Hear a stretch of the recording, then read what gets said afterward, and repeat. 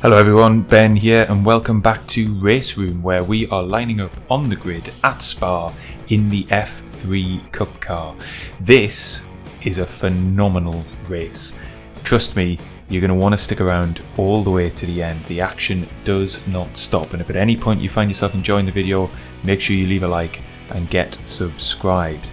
We hopped into this server pretty late, so we had no practice laps, which means we're lining up on the grid in 17th position as the red lights start to go on, and then we are green and we are underway. We get a decent start, better than the cars ahead, so we made up a couple of spots immediately, but we're in the middle of the track, which is not really where you want to be heading into T1 at Spa, and we're 3 wide now. We're getting squeezed from both sides. There's a yellow flag out, that's predictable. I think there was a car off to the right hand side, but we've gotten through pretty cleanly, but we are still surrounded by cars, and actually we've dropped back down to 16th, and we're going to have to tuck in because you do not want to go through Eau Rouge and Radion side by side. There's a yellow flag out, smoke at the top of the hill, there's a big accident. We just get out of the way of a car running slowly on the left hand side. That was an unbelievable moment. I thought the smoke was coming from the other side of the track. I ducked to the left, and then it turned out that the car was actually there, and I had to make a last minute move to avoid running straight into the back of them and ending my race and probably theirs as well. But we got away with it. We'll take a look back at that incident when the action quietens down a little bit, but for now we're getting into the middle section of this opening lap. We're up to 15th then, and we're following closely this pack of cars up ahead, which includes runners all the way up into the top 10. We've got Huang behind us in 16th, who's having a little look down our inside into Puon, but he thinks better of it. I'm relieved about that, because again, this is another corner where you don't really want to run too wide, but there's lots of jostling for position up ahead, and on this lap, honestly, my focus is just about getting through it. I want to stay in contact with the pack ahead, but I'm not really in the mood to be making too many aggressive moves. Remember, I didn't get any practice on the server. I've just hopped straight in, so I'm still getting used to the car and getting up to speed. And we've got Lur down our inside there, but he thinks better of it, and that means we've got some space to operate within, coming down the back straight for the first time as we head towards the bus stop chicane at the end of the lap. We've got cars 3 wide momentarily there up ahead. It's going to be 3 wide again into the chicane. We're going to get on our brakes nice and early because I don't want to run into the back of this fight, but I do want to be on hand to pick up any pieces. And look at that, the car just up ahead, Danes, gets it slightly wrong on exit. He has to get out of it, but that means we have to run wide to avoid a collision. And actually, although we gained a place there, we've lost one to Lur. And things are about to get worse as we've got Huang around our outside, and he's actually going to make the move into T1 as we got a little bit pinched on the apex, and that's us then back down to 16th position. So in the end, I'm just happy to have survived that opening lap, because as you saw, we came so close to death at the top of Radion. But we managed to avoid that. We are still in touch with the cars up ahead, and actually we've got the double slipstream here. They're side by side. Huang's come out of the slipstream, so he won't get the overspeed into the corner. We're going to tuck right up onto the rear wing of Lur, but actually I'm going to just get on the brakes earlier. Huang holds it around the outside, and actually both myself and the yellow car of Lur were pretty conservative on the brakes into that corner, and that means we lost any opportunity to overtake, and Huang capitalised and is up into 14th position. We're through then the hairpin, and as you can already tell, we're just a lap and a half into this race, and there hasn't really been any moment to breathe, but it looks like we might be just settling down for the rest of the lap. So let's take a look back at the race start then, as all of the cars come into T1. There's 3-4 cars wide, which is never going to work out. There's always going to be incidents into the first corner at Spa. It's almost guaranteed, and you see there in the back of the shot, cars coming together. We were very fortunate to get through with no incidents, so we can barrel into Eau Rouge, albeit we're nearly side by side with cars ahead. We keep it nice and tidy as we go up the hill, and then here's the moment of big drama. There's the car on the left hand side, and we just avoid it, and it looks like Huang just gets past and somehow avoid huge damage there. A big relief, as that could have been the end of our race before it even really began.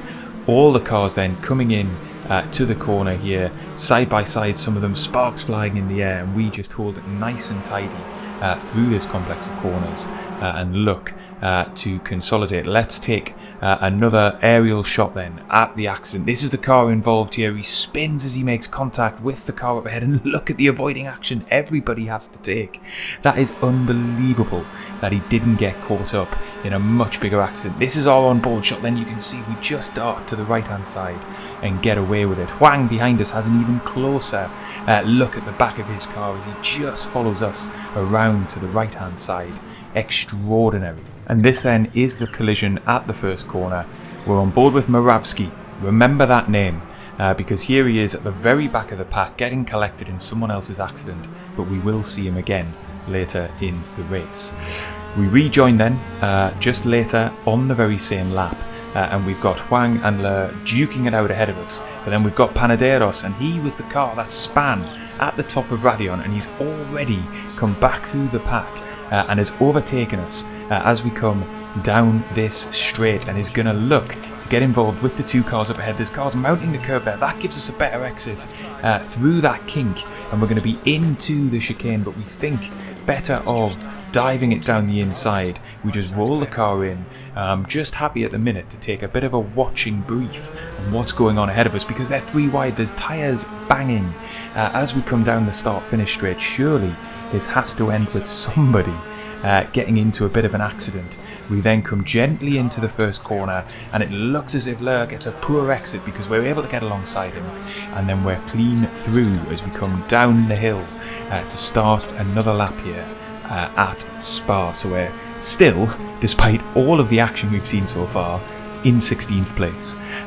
So we've got it all to do to try and get a better finish than this through the race, but we're already in the slipstream of Huang, and he's in the slipstream of Panaderos in 14th. We're going to try then and brake to the left hand side, follow the line that Panaderos is taking, the racing line, into the corner around the outside of Huang, but we're just not able to make it stick, and we have to get out of it because I was going to lose control of the car if I stuck on that line and got up onto the curbs.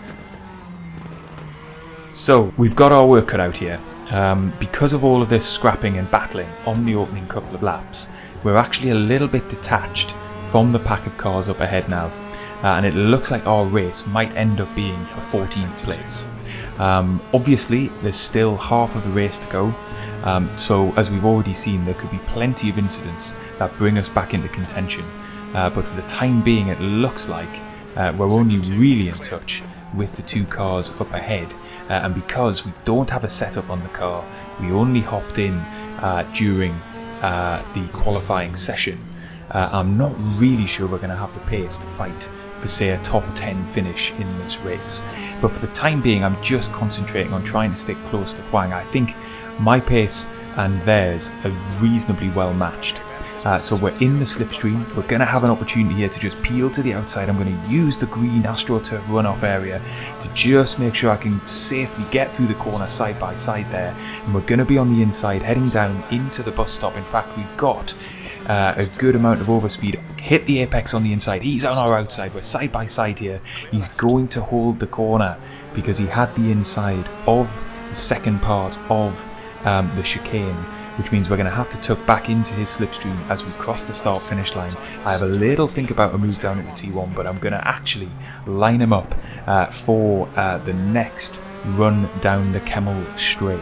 So all I want to do here is stick in his slipstream. I don't want to close in on him too early as we go through Rouge and Radion, but then I want to be ready to pounce as we hit the big straight coming at the top of this hill. And look at that, we've actually caught him a little bit earlier than I might have liked. It means I'm not going to get the benefit of the slipstream all the way down the Kemmel straight, but it looks like we've got a much better run through Eau Rouge, which has given us the overspeed that we need. We've got the high ground in terms of the next corner. I'm in the middle of the track, so I shouldn't get overly pinched to the apex. I'm going to get on the brakes, hit the curb on the inside. He's still marginally ahead, but we're running side by side. This is phenomenal.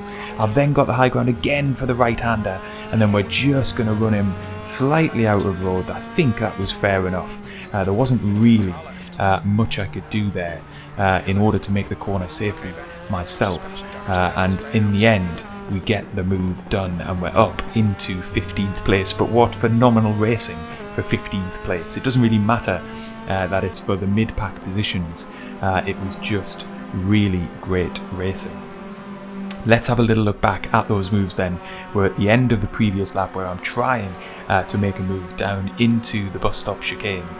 We're side by side all the way down this section of track. I'm going to have the inside line, but he's going to hang it around the outside, and because I'm perhaps just a little bit tentative on the brakes, I give him plenty of racing room on the inside. He's able to bully his way through, and unfortunately we couldn't get the move done on that section of track.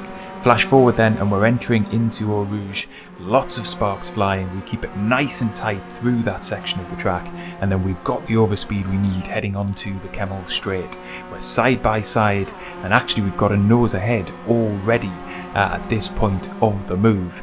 We're going to try and just make our way into the middle of the track. I don't want to get pinched to the apex here. We were able to do that, but we're going to run side by side all the way through this complex of corners. He's clean off the track there on the inside. We're then going to have the high ground for the next corner, and then the track just falls away from you if you're on the outside at that point. There was nowhere really for him to go, and we get the move done. He's going to have another think about getting around our outside at the hairpin, but truthfully, you're just not going to make that work, and we've got the move done.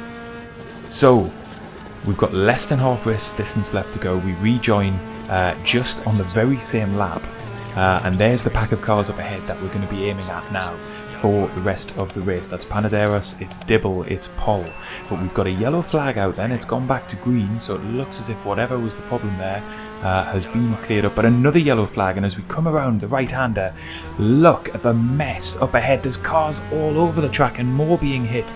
We get through the smoke that's on the track, and thankfully we didn't lose too much time, but we've gained a number of positions. We're up to 12th spot. Unbelievable. I've no idea what happened there, but we were able to arrive on the scene at a reasonable time.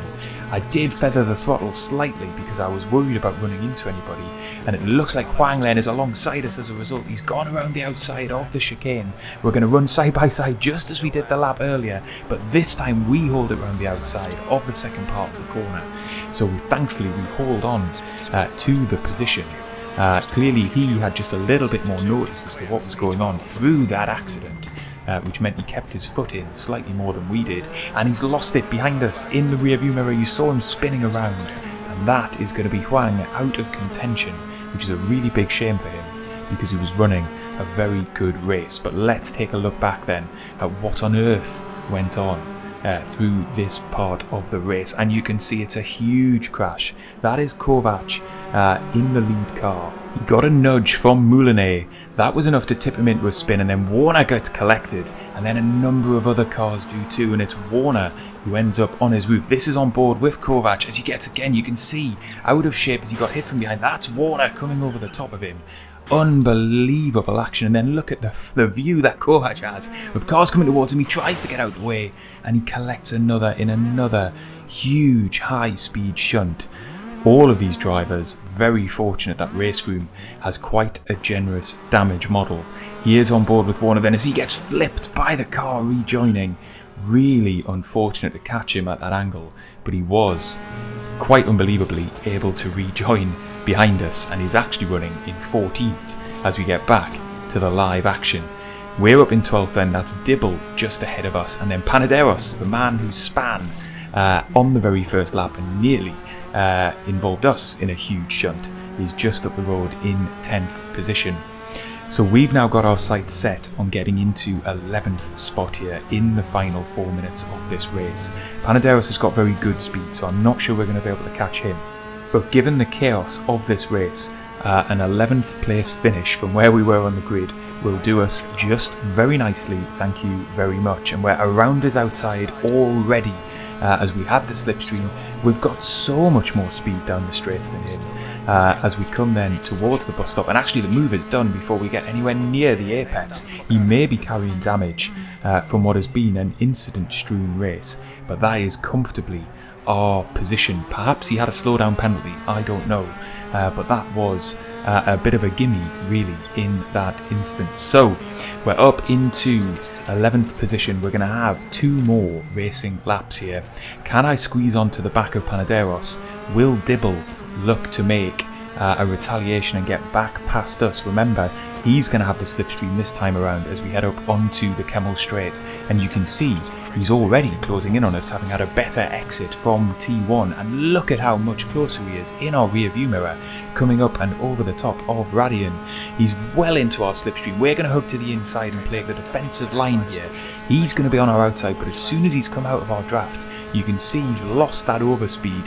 He's going to be side by side with us though. We're going to get onto the brakes slightly later. We're going to run a little bit deep into the corner. He tries the switchback move, but there's just no room for him to make that work, and he has to ultimately get out of it, and we're able to hold the position in the end. So we're coming through into the hairpin with about a half a second gap back to him.